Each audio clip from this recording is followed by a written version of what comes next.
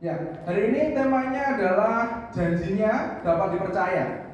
Janjinya dapat dipercaya. Saya senang sekali hari ini musiknya atau liturgisnya itu ngomongin tentang ini semua gitu ya. Ada tadi berita anugerahnya tentang Abraham, terus tadi lagunya tentang janji. Tapi sebenarnya apa sih janjinya dan kenapa janjinya layak dipercaya? Mari kita buka Alkitab kita dari Kejadian pasal yang ke-15. Kalau nggak bawa Alkitab, boleh buka Alkitabnya. Kalau nggak bawa kitab suci, boleh buka Oppo sucinya ya. Kejadian pasal 15. Ini ayatnya panjang. Kalau di kebaktian umum cuma dipotong sampai ayat 6. Tapi saya akan membacakannya sampai ayat 21 ya, sambil diperhatikan. Kenapa kok penting dibaca sampai ayat 21? Kejadian 15, Allah memberikan judul Perjanjian Allah dengan Abraham. Janji tentang keturunannya. Demikianlah firman Tuhan. Kemudian datanglah firman Tuhan kepada Abram dalam suatu penglihatan. Janganlah takut, Abram. Akulah perisaimu. Upahmu akan sangat besar. Abram menjawab, Ya Tuhan Allah, apakah yang akan Engkau berikan kepadaku? Karena aku akan meninggal dengan tidak mempunyai anak, dan yang akan mewarisi rumahku ialah Eliezer, orang Damsyik itu. Lagi kata Abram, Engkau tidak memberikan kepadaku keturunan, sehingga seorang hambaku nanti menjadi ahli warisku. tetapi datanglah firman Tuhan kepadanya demikian. Orang ini tidak akan menjadi ahli warismu, melainkan anak kandungmu. Dialah yang akan menjadi ahli warismu. Lalu Tuhan membawa Abram keluar serta berfirman, Coba lihat ke langit. Hitunglah bintang-bintang, jika engkau dapat menghitungnya. Maka firman-Nya kepadanya, Demikianlah banyaknya nanti keturunanmu. Lalu percayalah Abram kepada Tuhan, maka Tuhan memperhitungkan hal itu kepadanya sebagai kebenaran. Lagi firman Tuhan kepadanya, Akulah Tuhan yang membawa engkau keluar dari Ur Kasdim untuk memberikan negeri ini kepadamu menjadi milikmu. kata Abram, Ya Tuhan Allah, dari manakah aku tahu bahwa aku akan memilikinya? firman Tuhan kepadanya, Ambillah bagiku seekor lembu betina berumur 3 tahun, seekor kambing betina berumur 3 tahun, seekor domba jantan berumur 3 tahun, seekor burung tekukur, dan seekor anak burung merpati. Diambilnyalah semuanya itu bagi Tuhan, dipotong 2, lalu diletakkannya bagian-bagian itu yang satu di samping yang lain. Tetapi burung-burung itu tidak dipotong 2. Ketika burung-burung buas hinggap pada daging binatang-binatang itu, maka Abram mengusirnya. Menjelang matahari terbenam, tertidurlah Abram dengan nyenyak. Lalu turunlah meliputinya gelap gulita yang mengerikan.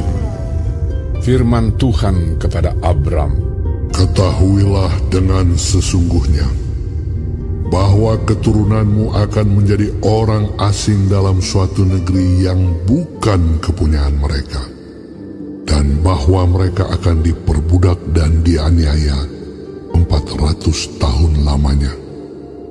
Tetapi bangsa yang akan memperbudak mereka akan kuhukum, dan sesudah itu mereka akan keluar dengan membawa harta benda yang banyak. Tetapi engkau akan pergi kepada nenek moyangmu dengan sejahtera. Engkau akan dikuburkan pada waktu telah putih rambutmu. Tetapi tetapi keturunan yang keempat akan kembali ke sini. Sebab sebelum itu, kedurjanaan orang Amori itu belum genap. Ketika matahari telah terbenam dan hari menjadi gelap, maka kelihatanlah perapian yang berasap beserta suluh yang berapi lewat di antara potongan-potongan daging itu. Pada hari itulah Tuhan mengadakan perjanjian dengan Abram serta berfirman, Kepada keturunanmu lah kuberikan negeri ini, mulai dari sungai Mesir sampai ke sungai yang besar itu, sungai Efrat, yakni tanah orang Keni, orang Kenas, orang Kadmon, orang Het, orang Feris, orang Refaim, orang Amori, orang Kanaan, orang Girgasi, dan orang Yebus itu.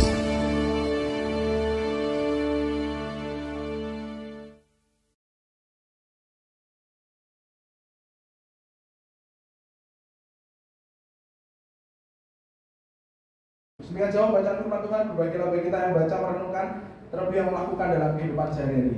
Saudara, tahu nggak? Ini Billy Graham. Nah, salah ya, tadi kode salah ya. Mestinya nggak dikasih nama ya. Jadi nebak dulu siapa ini. Nah, nggak apa-apa. Ini masih bisa nebak. Kira-kira Billy Graham yang mana? Kalau ada yang bisa nebak bener, boleh kasih aja. Angkat tangan dulu baru ngomong. Ya. Yang mana? Jangan keraskan hatimu. Jangan keraskan hatimu. Yang mana? Billy Graham yang mana? Marco mau jawab? Salah nggak apa-apa. Gak ada hukuman. Tapi kalau benar dapat hadiah. P, Steven, mau yang mana? Mau yang mana? Billy Graham yang mana? Billy Graham yang mana? Yang kiri. Nah, pakai baju yang jas hitam atau abu-abu? Yang hitam. Kurang tepat. Ya, satu kali tok kesempatannya nanti kan langsung jadi bener ya. Gitu ya. Oke, jadi susuk Billy Graham itu yang baju abu-abu ya, yang sebelah kanan kalian ya. Nah, mirip ya, mirip ya. Nah, jadi Billy Graham ini nggak asing, bener nggak? Ada yang nggak kenal? Maksudnya nggak tahu, sorry kalau nggak kenal ya, mungkin nggak kenal juga ya. Ada yang nggak tahu? Nggak ada ya, tahu semua ya, puji Tuhan. Nah, jadi kalau nggak ada yang kenal, salah. Kalau ada yang nggak tahu Billy Graham, mungkin harus bertobat ya. Karena Billy Graham ini adalah seorang pengkhotbah terbesar sepanjang sejarah, paling besar Billy Graham sampai hari ini. Ini bukan bermaksud mau bandingin Billy Graham sama Kristus gitu ya, enggak ya. Atau sama Petrus, sama Paulus, enggak. Tapi dia yang terbesar. Jadi kalau kita lihat ya, tidak ada seorang pun yang menandingi Billy Graham. Sebuah data menyatakan bahwa Billy Graham ini telah berkhotbah di hadapan 215 juta orang. Nggak salah ya, 215 juta orang. Kodenya aja 200 nggak ada nih orang ya, nggak pakai juta nih ya. Ini 215 juta orang. Sungguh besar. Beliau melakukannya yang 215 juta itu di rally 40 KKR. Jadi langsung 40 KKR itu korbannya di depan 215 juta orang. Gila, angka yang sangat besar gitu ya. Penduduk Indonesia itu jumlahnya 250 juta. Jadi Billy Graham ini pakai khotbah kepada seluruh penduduk Indonesia. Bayangin, dari Sabang sampai Merauke itu. Hebat gak? Ya ketoknya memang kelihatannya Kristus, Petrus, Paulus kalah ya. Ya, tapi bukan langsung membandingin gitu ya. Bayangkan, Billy Graham ini orang yang sangat hebat dalam berkhotbah. Di Amerika, jumlah penduduknya itu sekitar 35 juta. Kalau tadi 250 juta, berarti 1 dari 6 orang Amerika pernah dengar Billy Graham khotbah. Hebat ya? Hebat ya? Sangat hebat. Billy Graham ini bukan cuma hebat khotbah di depan orang. Billy Graham ini disebut hamba Tuhan seumur hidup. Kenapa? Dia melayani Tuhan sampai umurnya ke 99, kurang satu lagi 100 tuh ya. Jadi Billy Graham itu menjadi penasehat 12 presiden Amerika, dari Harry Truman sampai Barack Obama. Beliau ini sungguh gak tertandingi ya. Yesus sih gak pernah jadi spiritual dari presiden gitu ya. Petrus juga gak pernah ya, Paulus juga gak pernah ya. Ini 12 orang. Coba bandingkan dengan Musa Agung. Dan bukan berarti maksudnya anaknya ketawa gitu ya. Maksudnya bukan berarti mengecilkan gitu ya. Cuma ini berarti orang-orang yang giant gitu loh. hebat sekali gitu ya. Saya aja paling kalau dihitung-hitung sampai sekarang baru khotbah di depan 1.000 orang. Itu pun ditambah sejak masuk saat.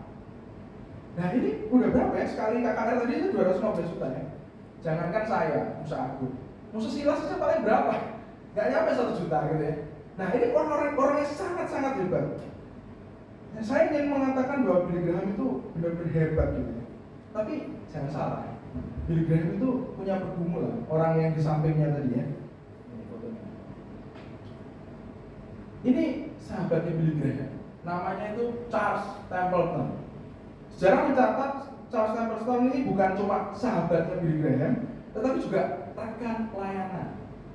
Kayak saya dengan penginjil Spatren gitu ya, jadi teman pelayanan. Jadi sekitar tahun 1936 sampai 1938, Templeton ini yang bantuin Billy Graham di mana KKR 40 tadi, 40 KKR ini tadi. Nah itu bantuin. Jadi Charles Templeton itu adalah pengkhotbah pembantunya Billy Graham.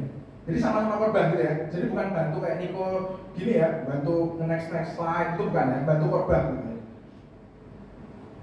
Charles Templeton ini bisa dibilang juga asisten pribadinya Billy Graham. Jadi kalau Billy Graham banyak orang yang mau ketemu untuk curhat, nggak bisa tuh ya, yang gantiin Charles Templeton gitu ya. Charles Templeton ini pengkhotbah yang baik.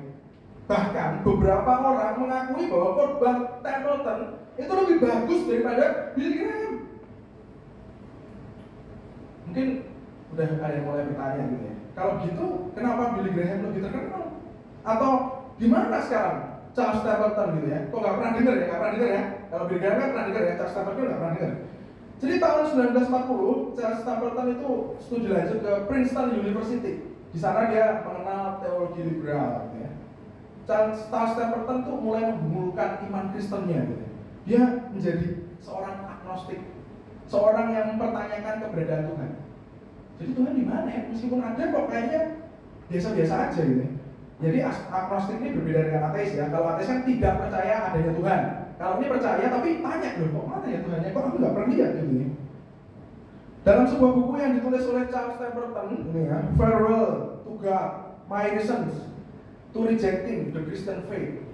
Dia menjelaskan salah satu alasannya menjadi agnostik gitu ya. Fontnya berubah ya, aslinya nggak begitu. Semoga bisa kebaca ya. Jadi salah satu alasannya menjadi agnostik adalah bagaimana mungkin ada Tuhan di sana ketika ada kelaparan dan penderitaan. Mereka penduduk Afrika hanya butuh hujan, tetapi Tuhan tidak ada di sana. Paham ya? Jadi dia melihat adanya evil, kejahatan atau suffer, penderitaan, langsung bertanya di mana Tuhan. Saudara, pertanyaan di manakah Tuhan akan muncul ketika kita mengalami pergumulan, benar? Kalau hidupnya baik-baik, tanya Tuhan nggak? Enggak lah ya. Syukur-syukur tuh doa makan, enggak ya, kadang. Tapi kalau ada pergumulan, ditinggal pacar, digosting pacar gitu, ujian nggak bisa berdoa, apalagi di meja ujian nggak bisa ngerjain ujian, langsung berdoa ya. Kok parah ya? Jadi kalau kita mengalami pergumulan, itu kata-kata yang sering kita ucapkan mungkin, mana janji Tuhan? Ku percaya janjimu ajaib. Mana bos? Gak ada. Atau kita sering bertanya, katanya dia mau menyertai, tapi mana? Jadi mana janji Tuhan? Di mana Tuhan? Itu pertanyaan yang dekat dengan kita ketika kita merasakan pergumulan. Tapi kalau baik-baik enggak ya? Enggak gitu ya. Kalau kita melihat hari-hari ini COVID gitu ya, yang masih tersisa, itu juga membuat kita bertanya-tanya ya, kadang onsite, kadang online. Bener nggak? Kadang onsite, kadang online itu kayak dicelup-celupin ya, diangkat gitu terus ya. Nah kita mesti bertanya, di mana Tuhan? Di mana Tuhan? Mungkin kita melihat saudara kita ada yang kena COVID positif, atau teman sekelas kita kena COVID. Kalau dulu kita mungkin ada teman kena COVID gitu, kita bisa empati ya. Wah, gimana sekarang marah-marahin ya? Gara-gara lu nih, jadi onsite lagi, online lagi gitu ya, nggak onsite gitu ya. Jadi pergumulan itu banyak dan masih ada. Mungkin kalau kita melihat juga papa mama kita bergumul tentang keuangan, kita juga merasa di mana Tuhan? Mana janjinya gitu ya? Perang dari Ukraina, Rusia mempengaruhi perekonomian, kita juga bisa bertanya di mana Tuhan? Mana janji Tuhan? Saya itu baca berita ya, Presiden Jokowi itu memperingatkan bahwa harga gandum itu akan naik. Kalau harga gandum naik kita mungkin mikir, nggak ada pengaruhnya sama kita ya. Ya memang nggak ada ya. Tapi jangan lupa, kita itu makan Indomie, KFC ya, roti itu butuh gandum, butuh tepung. Jadi itu akan mempengaruhi kita. Jadi sebenarnya pertanyaan di mana Tuhan, di mana Tuhan, mana janjinya itu relate dengan pergumulan. Itulah yang terjadi juga kepada Abraham. Kalau kita lihat ya di Kejadian 15 yang kalian baca tadi panjang gitu ya, itu pergumulan yang dialami oleh Abraham. Sama seperti kita, dia juga bisa berkata, di mana Tuhan, mana janji Tuhan. Tapi bedanya, kalau kita nanya di mana Tuhan, mana janji Tuhan, Tuhannya nggak ngomong. Kalau ini Tuhan yang datang ya, ngomong sama dia ya, lebih menakutkan, percayalah. Ini lebih menakutkan. Apa pergumulannya? Pergumulan Abraham. Allah berkata kepada Abraham di ayat yang pertama, baca baik-baik. Janganlah takut, Abraham, akulah perisaimu, upahmu akan sangat besar. Kalau ada orang ngomong ke kalian, jangan takut, berarti kalian lagi takut, bener nggak? Nah, apa ketakutan Abraham? Apa yang buat dia takut? Kejadian 14. Nanti kalau di rumah baca ya. Sekarang percaya aja gitu ya. Kejadian 14 itu mencatat bahwa Abraham itu berperang dengan koalisi 4 raja. Jadi Abraham bukan raja, hanya ya gembala sapi, pengusaha gitu. Perang lawan 4 raja, koalisi raja. Dan kabar baiknya, Abraham menang. 4 rajanya kalah. Kenapa Abraham berperang lawan 4 koalisi raja? Karena mau menyelamatkan keponakannya, Lot. Jadi wajar nggak Abraham takut? Wajar. Abraham takut kena counter attack, gitu ya. Main Mobile Legends misalnya, takut kena apa sebutannya? Dan lupa kalau kalah jadi menang, comeback, ya, epic comeback gitu ya. Jadi Abraham takut kalau tiba-tiba lawannya itu comeback gitu loh, datang lawan dia. Makanya dia bilang takut. Dia takut. Oleh karena itu Allah berkata kepadanya, jangan takut Abraham, akulah perisaimu. Upahmu akan sangat besar. Allah sendiri yang akan melindungi. Allah sendiri yang akan melindungi Abraham. Namun ayatnya cuma nggak berhenti sampai ayat 2 aja ya, masih ada terus nih. Nah, kita lihat apakah pergumulan Abraham yang lain selain ketakutan? Ya kita lihat di ayat ketiga. Allah berkata kepada dia, Abraham berkata kepada Allah, ya Allah, apakah yang engkau akan berikan kepadaku? Karena aku akan meninggal dengan tidak mempunyai anak. Dan yang akan mewarisi rumahku ialah Eliezer, orang Damsik itu. Ini nyinyir banget ya. Kalau dibahasain dengan bahasa sekarang itu, Allah, aku bentar lagi mau mati nih. Apa yang akan turun? Hartaku akan ku kasih kepada siapa? Aku gak punya anak. Ya paling-paling tak kasih ke sopirku, Eliezer, kayak gitu ya. Jadi dia gak punya anak. Nah, jadi pergumulannya yang lain apa? Keraguan, dia gak punya anak. Selain takut, Abraham juga ragu. Dia meragukan janji Tuhan yang di Kejadian 12 tadi, Kejadian 13 tadi. Apa yang membuat Abraham ragu? Pertama, kenapa kok dia ragu pada janji Tuhan untuk memberikan anak? Pertama, dia dan istrinya itu sudah tua, kakek-kakek dan nenek-nenek. Kejadian 12 mencatat Allah menjanjikan keturunannya kepadanya ketika berusia 75 tahun. Lebih tua daripada pendeta Marsilas tuh. Bayangin, pendeta Marsilas itu udah tua tuh ya. Nah ini lebih tua lagi loh. Ya ragu pantas toh, udah kakek-kakek nenek-nenek. Jadi sudah tidak bisa memproduksi anak, kurang tepat ya kata-katanya. Ya usianya nggak produktif gitu ya. Nah, jadi usia Abraham dan Sarah itu bukan usia produktif lagi gitu. Makanya takut. Kedua, alasannya dia dan istrinya itu sudah menunggu 10 tahun loh untuk mendapat anak itu. Kalau kita lihat jarak antara Kejadian 12 sampai 15 ini 10 tahun. Bayangkan, 10 tahun merupakan waktu yang lama loh. Setiap malam dia tuh ngobrol sama istrinya, kok nggak punya anak tuh? Terus mungkin Sarahnya bilang, Yoko, aku masih, menstruasi nih. Setiap malam loh, every single night. Bayangin, 10 tahun, bukan 10 hari. Ada aja kalau dijanjiin mau dapat hadiah, ditungguin terus toh. Kapan ya? Ini 10 tahun bos, 10 tahun. Waduh. Ketiga, kenapa dia ragu? Dia dan istrinya belum pernah melihat nenek-nenek, kakek-kakek seusianya mereka itu hamil. Maksudnya si neneknya yang ngambil ya, kakeknya enggak gitu. Maksudnya nggak pernah lihat orang setua mereka itu punya anak gitu loh. Bahkan belum pernah ada di sejarah orang yang setua itu masih menstruasi. nggak menopause gitu ya. Saya sini nggak cepat ya sebut menopause, contohnya menostop ya. Kalau pause kan bisa di-play lagi gitu ya. Jadi wajar kalau Abraham itu ragu, wajar ya, wajar. Makanya Abraham tuh mencibir Allah dengan keraguan ya. Tadi yang Abraham bilang. Bagaimana Allah menanggapi keraguan Abraham? Bagus. Allah menanggapi Abraham dengan sangat baik. Ayat kelima. Lalu Tuhan membawa Abraham keluar serta berfirman, coba lihat ke langit, hitung bintang-bintang, jika engkau dapat menghitungnya, maka firman-Nya kepadanya, demikianlah banyaknya keturunanmu nanti. Kayaknya suruh lihat langit, terus lihat hitung bintang. Wah, dihitung 1, 2, 3, 10 jari hilang, terus lupa lagi gitu ya. Kan bintangnya banyak deh, banyak sekali. Allah menanggapi keraguan Abraham dengan lemah lembut. Nggak kayak mama kalian atau papa kalian kalau nanggepin kalian minta uang lagi gitu ya, atau bolos lagi enggak. Allah nggak bilang ke Abraham ragu lagi enggak. Allah menanggapinya dengan lemah lembut, disuruh lihat bintang. Bahkan Allah itu menanggapinya pakai ilustrasi, mantap ya. Jadi kalau ada khotbah pakai ilustrasi, nggak kayak Allah ya. Berarti menyampaikan apa ya? Ini Allah cepat pakai ilustrasi. Sorry, maksudnya Allah ngomong ke Abraham pakai ilustrasi loh. Lihat tuh bintang. Lihat langit, hitung bintangnya. Bukankah yang dilakukan Allah kepada Abraham juga dilakukan oleh Yesus kepada Thomas? Yohanes 20 ayat 25 mencatat, maka kata murid-murid yang lain itu kepada Thomas, kami telah melihat Tuhan. Tetapi Thomas berkata kepada mereka, sebelum aku mencucukkan jariku ke dalam bekas paku itu dan mencucukkan tanganku ke lambungnya, sekali-kali aku tidak akan percaya. Kristus menanggapi ketakutan dan keraguan Thomas dengan lemah lembut di ayat 27 tadi ya. Ini pernah bacain. Kemudian dia berkata kepada Thomas, taruhlah jarimu di sini dan lihatlah tanganku. Ulurkanlah tanganmu dan cucukkanlah ke dalam lambungku, dan jangan engkau tidak percaya lagi, melainkan percayalah.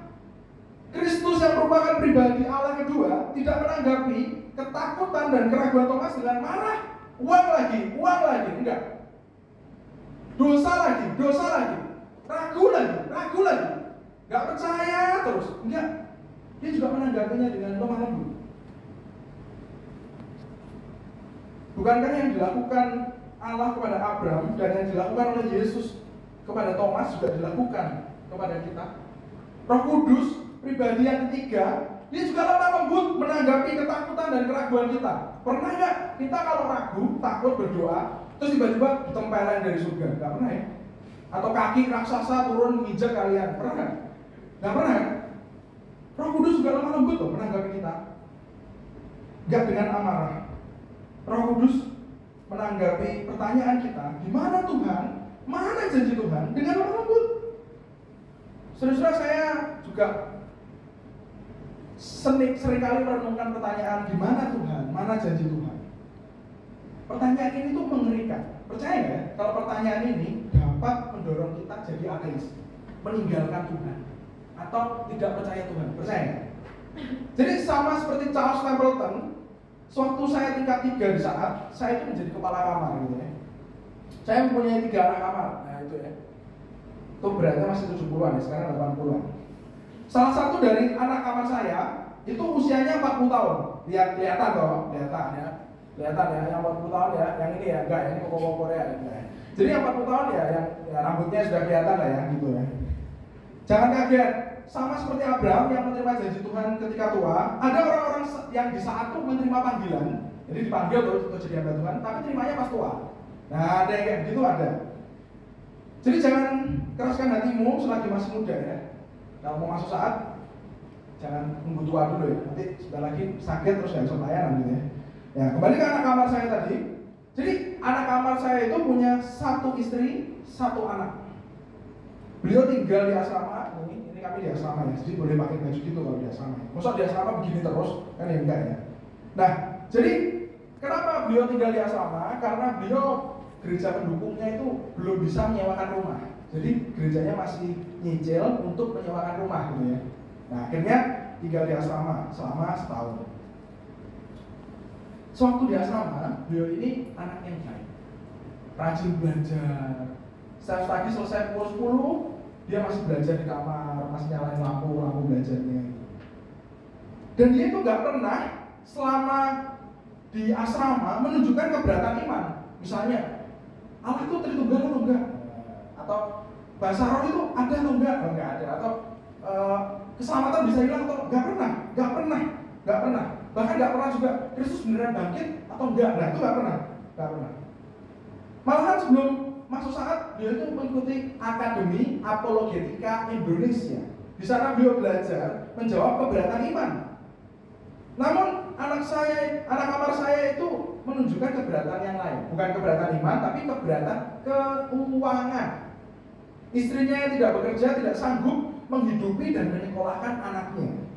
Demikian juga dengan beliau yang masih studi, nggak bisa ya. Tadi gereja pendukungnya aja mau nyewain rumah harus nyicil dulu ya. Makanya disuruh di asrama setahun gitu ya. Jadi pergumulannya bukan keberatan iman, tapi keuangan. Pergumulannya keberatan keuangan. Selama pandemi anak kamar saya ini dipulangkan dari asrama, sama seperti saya dan 3 teman yang lain gitu ya. Beliau ini tinggal di rumah kontrakan yang sudah dicicil sama gerejanya itu di dekat kampus saat sana di Malang. Istri dan anaknya belum datang ke Malang. Anak kamar saya tersebut sering diberi bantuan oleh tetangga rumahnya di sekitar kontrakannya. Dan naasnya, sekitar kontrakannya itu banyak muslim, mayoritas orang muslim.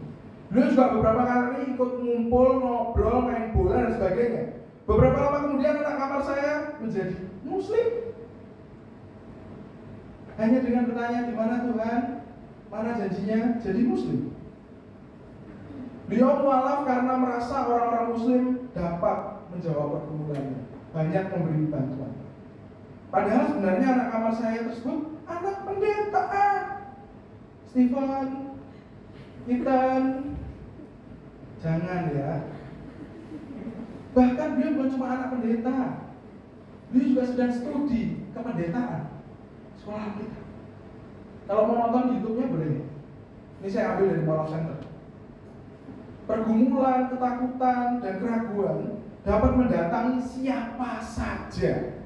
Bukan hanya Anda sebagai jemaat, tapi juga saya sebagai hamba Tuhan. Siapapun. Nanti kalau nggak percaya pulang cari papanya Stephen ya. Tanya, punya pergumulan nggak? Ya ada sih, jawabannya gitu kan. Ada gitu kan. Namun ketika pergumulan yang membawa ketakutan dan keraguan itu mendatangi kita, apakah yang kita lakukan? Kita mau seperti Charles Templeton atau anak kamar saya? Apakah kita mau memilih untuk mempercayai Tuhan atau tidak? Apakah kita memilih untuk mempercayai janjinya atau tidak? Atau kita lebih bertanya, di mana Tuhan? Mana janji Tuhan? Saudara, kita harus menanggapi ketakutan dan keraguan dalam diri sendiri itu dengan lemah lembut. Be gentle to yourself. Katakan sambil memegang dada sendiri-sendiri ya, masing-masing. Be gentle to yourself. Be gentle to myself. Ketakutan dan keraguan itu merupakan sesuatu yang wajar. Wajar. Orang Kristen tuh takut, ragu itu wajar. Jangan kayak gereja karismatik yang ngajarin hidupnya gimana hari ini luar biasa gitu ya.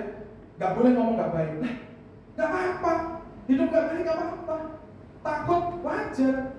Ragu wajar. Kita melihat Abraham mempunyai ketakutan dan keraguan menghadapi janji Allah. Kita juga melihat Petrus mempunyai keraguan dan ketakutan dalam mengikut Yesus. Demikian juga dengan Paulus mempunyai ketakutan dan keraguan memberitakan Kristus. Bahkan ini yang menarik, kita juga melihat Kristus mempunyai ketakutan dan keraguan menghadapi salib. Benar nggak? Lukas mencatat di doanya dia menangis sampai tangisannya itu keluar peluh-peluhnya jadi apa? Darah, seperti tetesan darah. Dia takut, saudara. Dia juga ragu.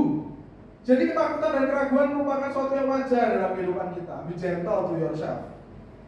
Perjalanan iman kita sebagai orang Kristen tidak senantiasa itu naik terus gitu ya, naik terus itu enggak ya. Enggak ada turunnya itu enggak ya. Kalau kita lihat anak tangga, tadi naik ke sini naik tangga 2 lantai gitu ya. Anak tangganya tuh ada bagian yang gitu ya, ada yang naik, ada yang gitu terus ya.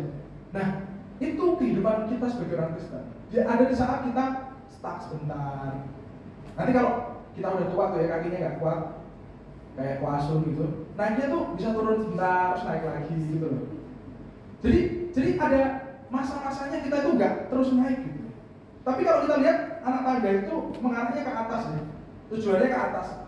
Anak tangga itu dibuat untuk membantu kita ke atas, benar nggak? Bukan ke bawah. Jadi kehidupan kita sebagai orang Kristen itu ngarahnya ke atas, meskipun kita juga pernah turun gitu ya. Ketakutan dan keraguan bukanlah tanda kita ateis atau agnostik, tetapi kita mempercayai Tuhan. Ketakutan dan keraguan justru tanda bahwa kita percaya kepada Tuhan. Misalnya, kalau saya tuh pakai produk Apple gitu ya, karena menurut saya bagus gitu. Suatu kali produk Apple yang saya beli sehari terus rusak. Saya jadi takut toh, terus ragu terhadap produk Apple saya. Di satu sisi saya percaya produk ini bagus, pernah pakai dan dibilang juga bagus, tapi kok rusak. Jangan-jangan KW, gitu. Ada pikiran gitu.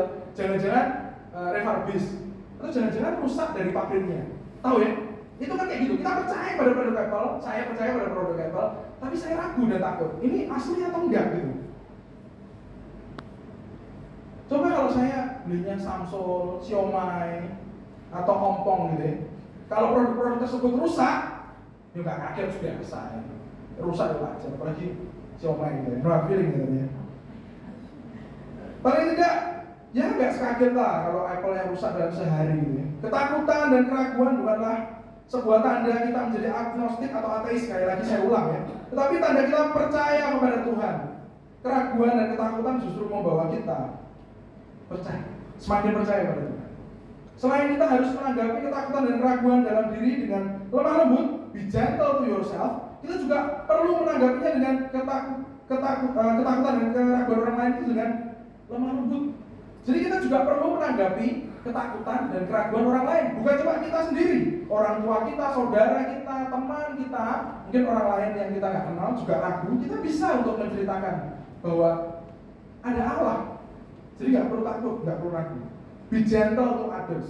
Bahkan kita menolong mereka untuk menanggapi keraguan mereka sendiri, gitu ya. Be helpful to others. Sama seperti Allah yang menanggapi ketakutan dan keraguan kita dengan lemah lembut, kita juga dipanggil oleh Dia untuk menanggapi ketakutan dan keraguan orang lain dengan lemah lembut melalui pertolongan Roh Kudus dalam terang. Be gentle to others. Kita seharusnya menolong mereka untuk menanggapi ketakutan dan keraguan. Be helpful to others. Jadi kita nggak boleh ya nuduh orang, wah nggak percaya ya, wah ateis lu gitu ya, ragu ya, nggak punya Tuhan lu, nggak boleh gitu ya. Kalau kita lihat Yudas 1 ayat 22 mencatat, tunjukkan belas kasihan kepada mereka yang ragu-ragu. Belas kasihan dapat diartikan memahami, mendengarkan, mendoakan dan membantu orang lain. Be helpful to others. Memang ada masanya Tuhan itu seperti melepas kita ya. Dia mengizinkan kita untuk mengalami ketakutan dan keraguan dalam kehidupan. Mungkin kita di situ tuh merasa Tuhan itu diam atau tidak hadir dalam kehidupan kita. Namun percayalah, Tuhan tuh tidak pernah meninggalkan kita. Saya teringat waktu kecil gitu ya. Saya membayangkan naik sepeda roda 2 itu kayak sulit gitu. Kok bisa ya orang itu stabil, nggak jatuh gitu loh. Apalagi naik motor gitu ya. Naik sepeda itu kok bisa ya, sulit gitu. Jadi kalau saya lihat orang bisa naik sepeda, anak seumuran saya, saya merasa, hebat ya mereka ya, bisa naik sepeda gitu. Kok nggak jatuh gitu ya? Saya termasuk cupu, terlambat dalam belajar, karena mama saya itu nggak mengizinkan saya. Ya biasa, anak tunggal gitu ya. Jadi nggak boleh ngapa-ngapain gitu.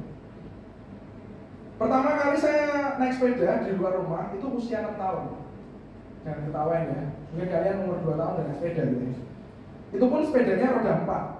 Jadi ada roda di kanan kiri gitu, untuk supaya nggak jatuh.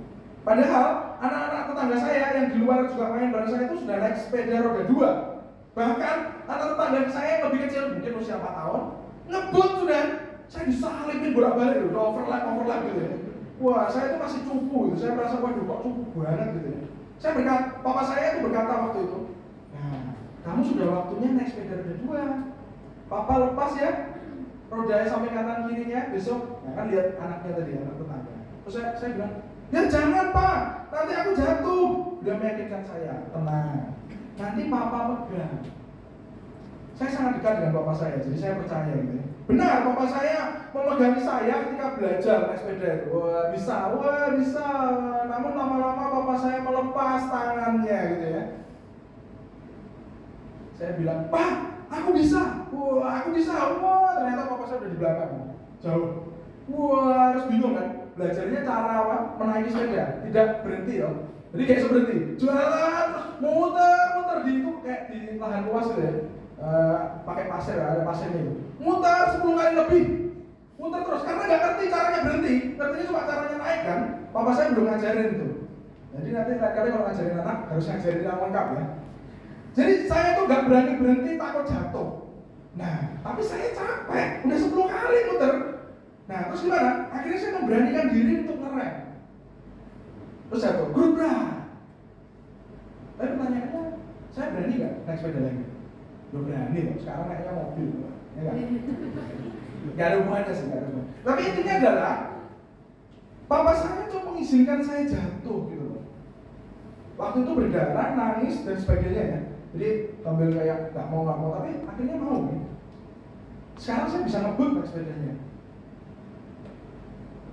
Jadi papa melepas tangan supaya saya lebih baik.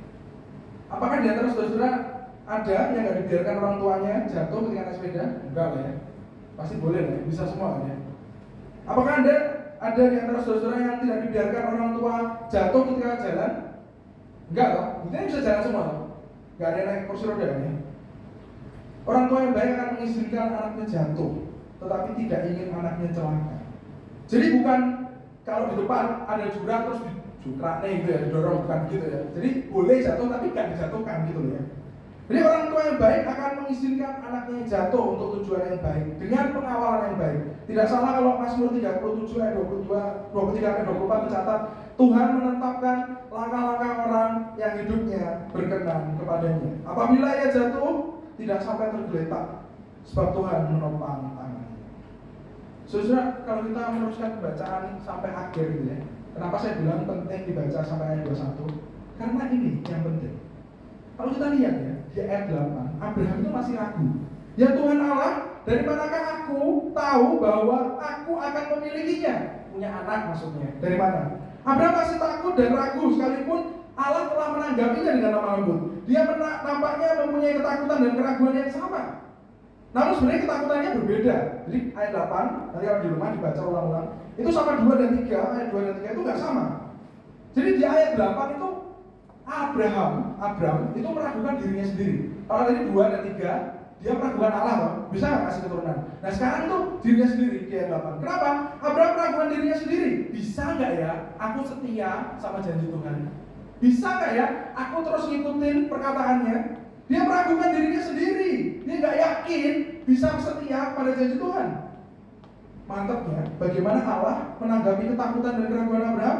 Gambarnya ini. Allah menyuruh Abraham untuk melakukan perjanjian. Ambillah bagiku seekor lembu betina berumur 3 tahun, seekor kambing betina berumur 3 tahun, seekor domba jantan berumur 3 tahun, seekor burung tekukur dan seekor anak burung merpati. Diambilnyalah semuanya itu bagi Tuhan, dipotongnya 2, lalu diletakkannya bagian-bagian itu yang satu di samping yang lain. Tetapi burung-burung itu tidak dipotong menjadi 2. Jadi Allah dan Abraham melakukan perjanjian yang disaksikan oleh hewan-hewan yang disembelih. Kenapa?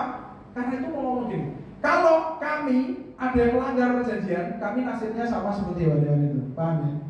Jadi itu disebutnya perjanjian kuno atau Abrahamic Covenant. Gak ada ya, zaman sekarang kayak gitu gak ada ya. Jual beli rumah kayak gitu gak ada ya. Mahal biayanya ya, gak ada ya. Apalagi pacaran. Janji setia, wah bikin gitu, gak mungkin ya. Tapi kalau dibikin juga bagus juga gitu ya. Jadi kalau kita melihat Allah ingin Abraham melakukan perjanjian bersamanya. Namun sebenarnya Allah sendiri yang melakukan perjanjian kepada Abraham. Allah berjanji akan menepati janjinya. Lihat ayat 17. Ketika matahari telah terbenam dan hari menjadi gelap, maka kelihatanlah perapian yang berasap beserta suruh yang berapi lewat di antara potongan daging-daging itu, potongan-potongan daging itu. Allah sendiri melakukan perjanjian kepada Abraham. Jadi yang jalan Allah, Abraham nggak ikut. Kenapa? Di ayat 12 dikatakan menjelang matahari terbenam, tertidurlah Abraham dengan nyenyak.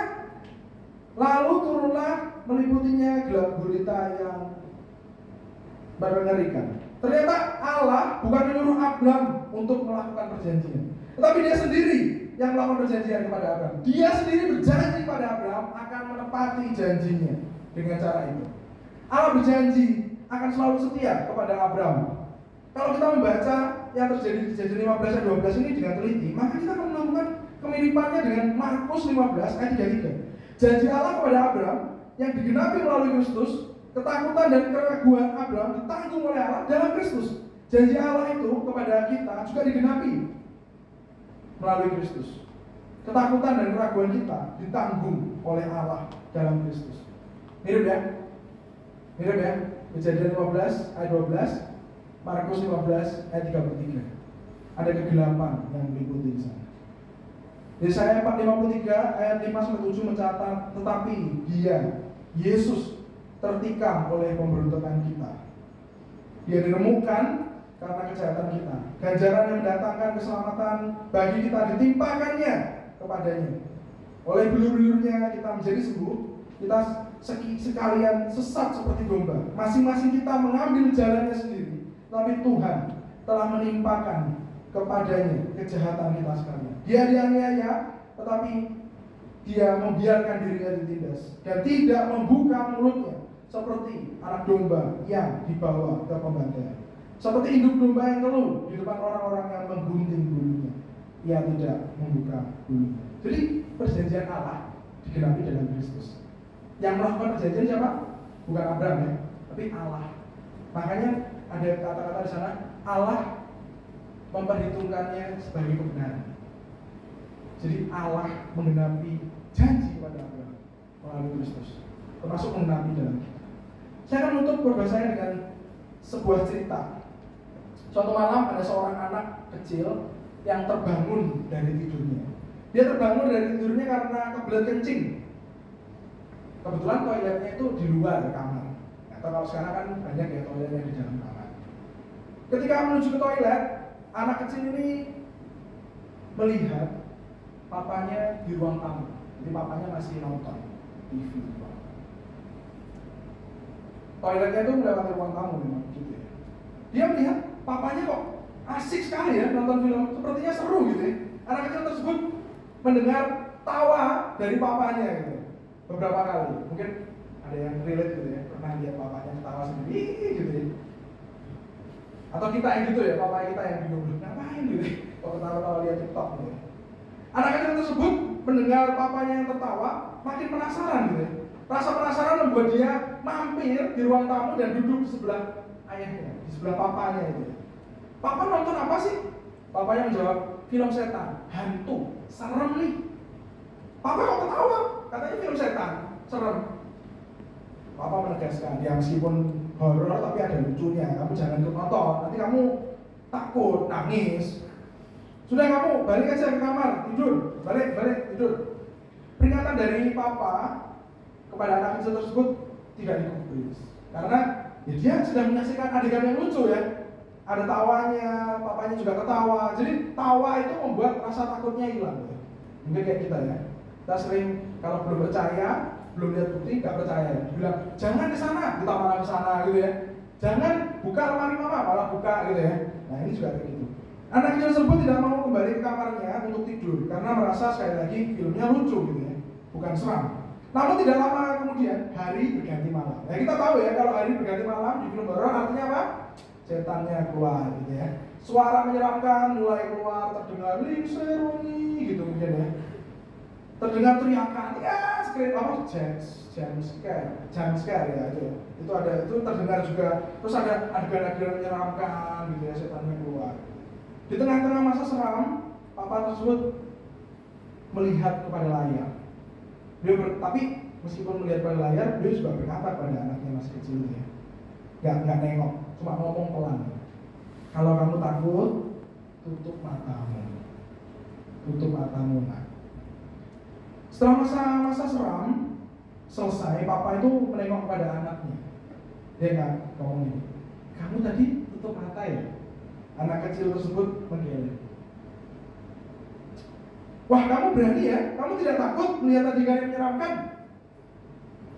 Dia kembali menggeleng. Beneran nggak tutup mata? Anak tersebut masih menggeleng.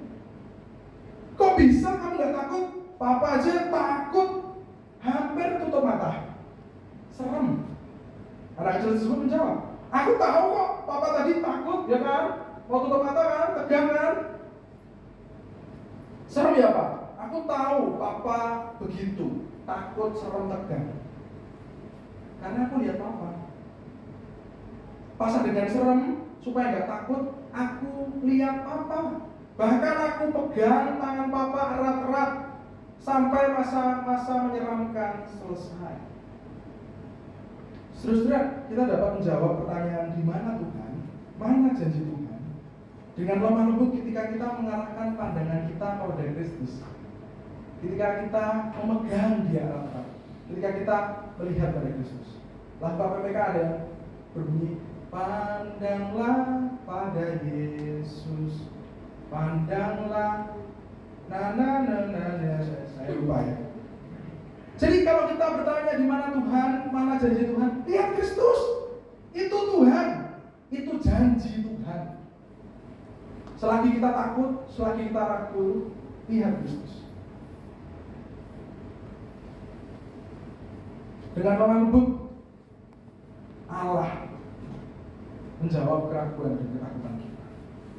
Ketakutan dan keraguan yang ada dalam diri kita tidak akan membuat kita meninggalkan Allah kalau kita memandang kepada Kristus, hanya kepada Dia saja.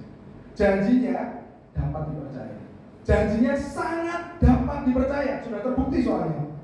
Janji terbesar Allah telah digenapi dalam Kristus yang dapat mengalahkan ketakutan dan keraguan kita.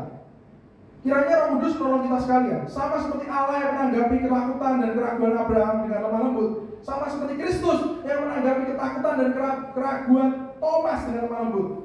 Kiranya Roh Kudus juga menanggapi ketakutan dan kelemahan kita, keraguan kita dengan lemah lembut setiap hari.